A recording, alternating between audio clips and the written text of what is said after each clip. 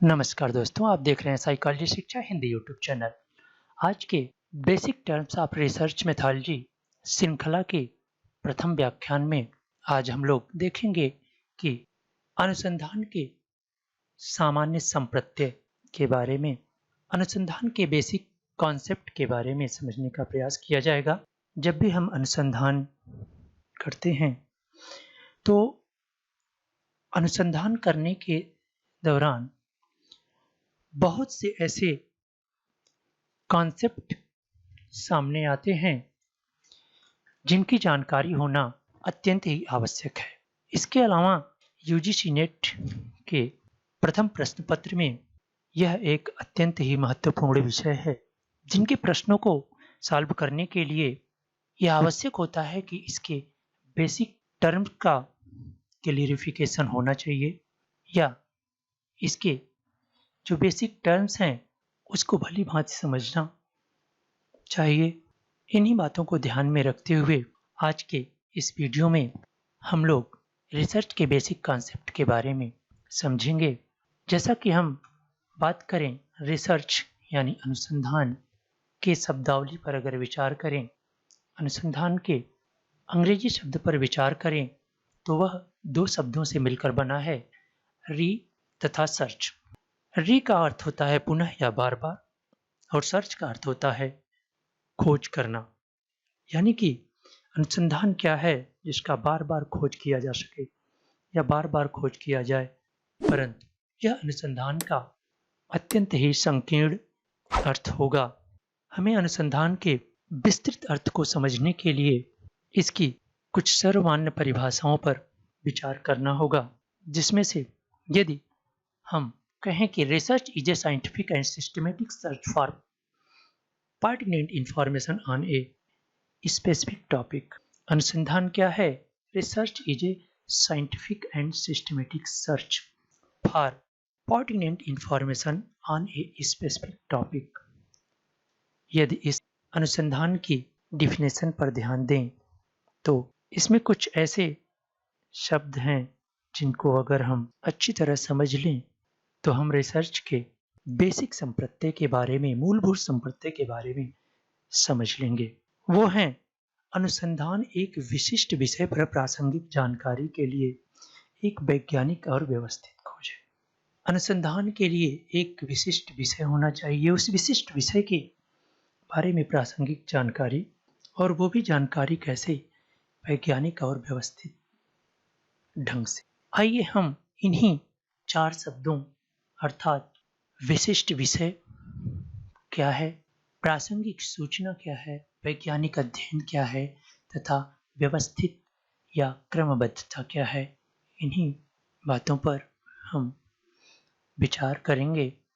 सबसे पहले हम बात करते हैं कि स्पेसिफिक टॉपिक क्या हो। अनुसंधान या रिसर्च का जो प्रमुख उद्देश्य होता है वह मानव जीवन को सुगम, सरल और उन्नत बनाना होता है। यानी कि जो भी रिसर्च होते हैं, जो भी अनुसंधान होते हैं, उनका उद्देश्य होता है कि मानव जीवन को सरल और उन्नत बनाया जाए। आज उसी का परिणाम है कि हम लोग पाषाण काल से आज अत्यंत ही आधुनिक काल में प्रवेश कर चुके हैं, अत्यंत ही वैज्ञानिक काल में प्रवेश कर चुके हैं। ये सब रिसर्च का ही परिणाम है। मानव जीवन को उन्नत बनाने के लिए मुख्य रूप से दो तरह के रिसर्च किए जाते हैं, एक बेसिक रिसर्च और दूसरा अप्लाइड रिसर्च, यानी कि मूलभूत अनुसंधान और व्यवहारिक अनुसंधान।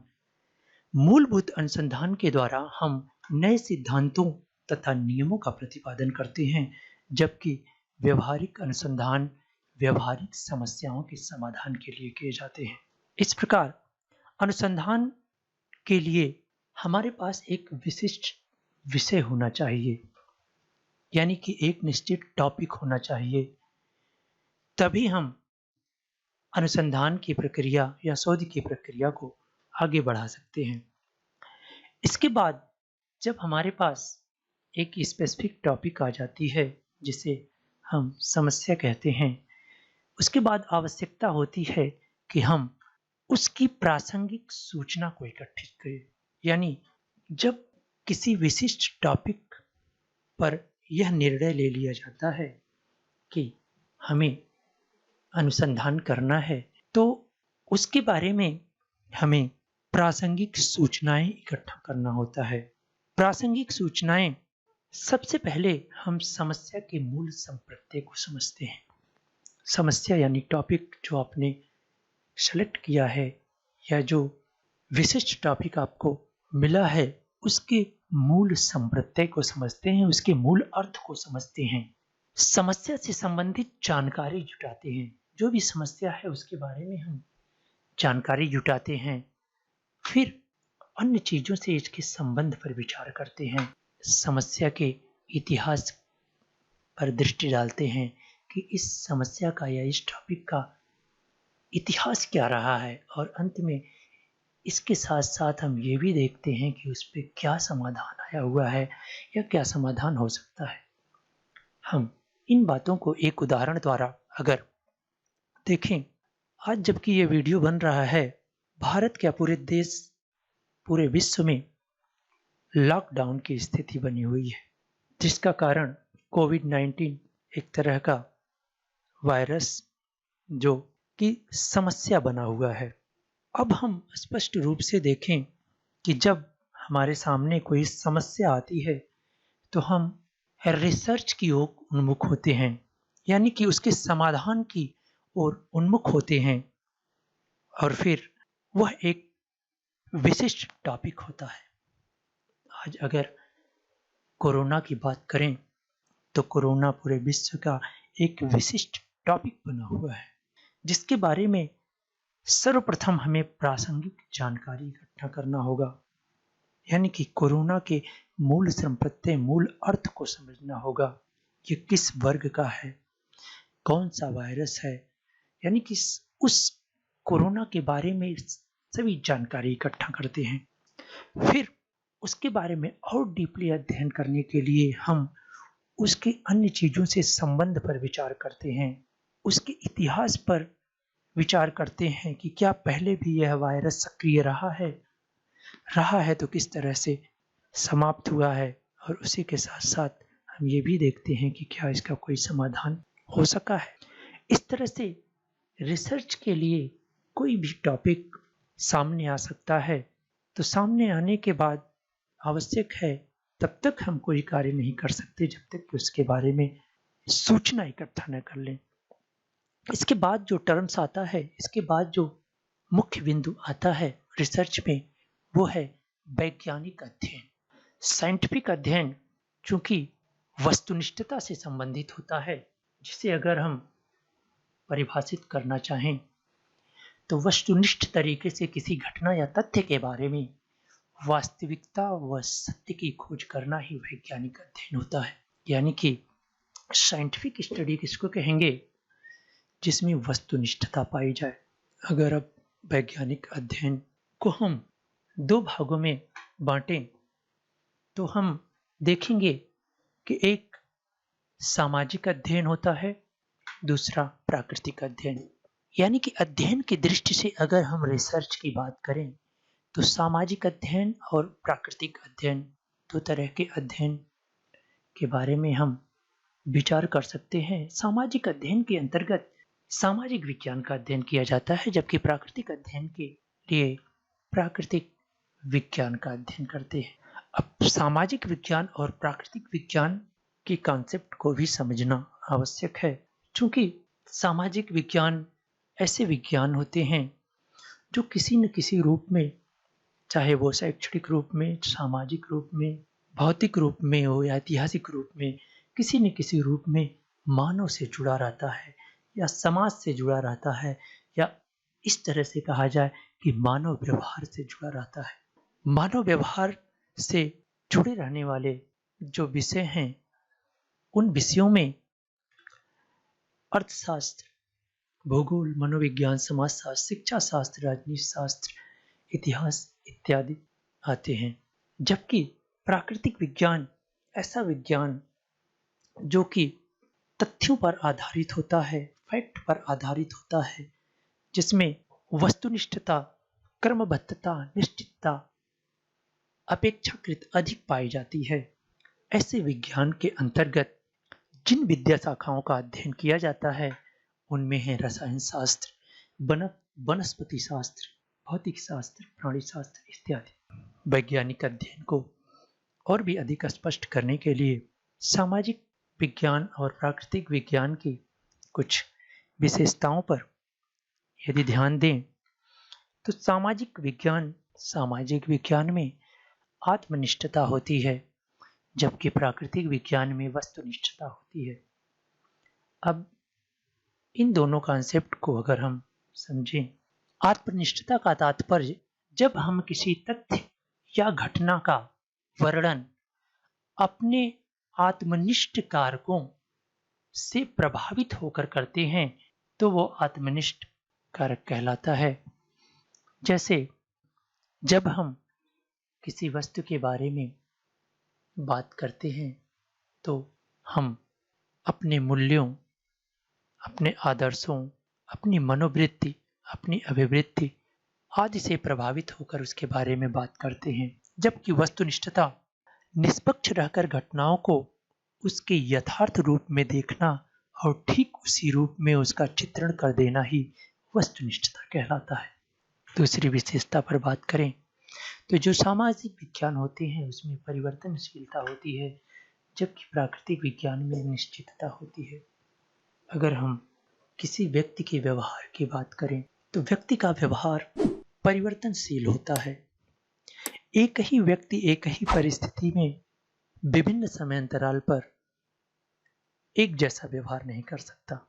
विभिन्न सामाजिक परिस्थितियों में उसके व्यवहार में परिवर्तन होता रहता है, लेकिन प्राकृतिक विज्ञानों में इस बात की निश्चितता होती है कि जो भी क्रियाकलाप होते हैं वो निश्चित होते हैं।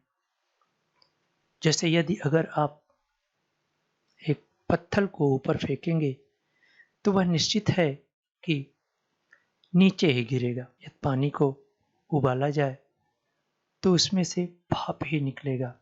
लेकिन अगर आप सामाजिक विज्ञान के अंतर्गत बात करें, अगर किसी व्यक्ति को दूसरा व्यक्ति गाली दे देता है तो आप विचार करें कि गाली देने की प्रक्रिया किसी व्यक्ति के लिए अलग अलग हो सकती है।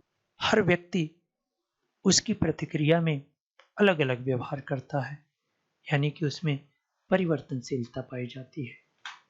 सामाजिक विज्ञानों में गुणात्मकता पाई जाती है, यानी यहाँ पर चूंकि सामाजिक विज्ञान के अंतर्गत मानव व्यवहार का किसी न किसी रूप में अध्ययन करते हैं तो यहाँ पर उनके गुणों का अध्ययन करते हैं। व्यक्ति के विभिन्न प्रकार के गुणों की बात करते हैं, उसकी बुद्धि, रुचि, योग्यता, अभिक्षमता, विवृत्ति आदि उसके गुण हैं, उन गुणों की बात करते हैं। जबकि प्राकृतिक विज्ञानों में गुणात्मकता नहीं, मात्रात्मकता की बात करते हैं।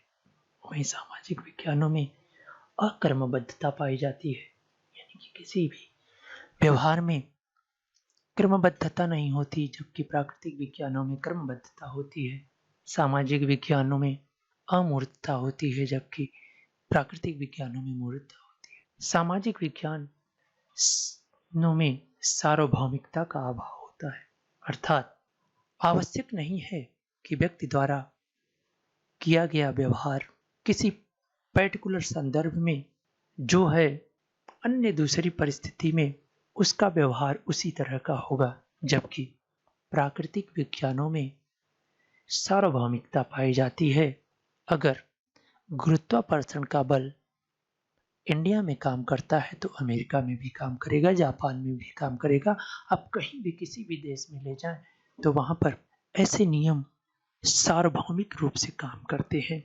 सामाजिक विज्ञानों में चूंकि परिवर्तनशीलता पाई जाती है, अमूर्तता पाई जाती है, इसलिए यहाँ पर भविष्यवाणी की अक्षमता होती है, जबकि प्राकृतिक विज्ञानों में भविष्यवाणी की जा सकती है, क्योंकि वहां पर वस्तुनिष्ठता और निश्चितता। आगे हम रिसर्च के अंतिम बिंदु पर बात करें तो रिसर्च एक क्रमबद्ध विधि होती है, क्रमबद्धता होती है। इसी का कारण है कि इसकी पुनरावृत्ति की जा सकती है।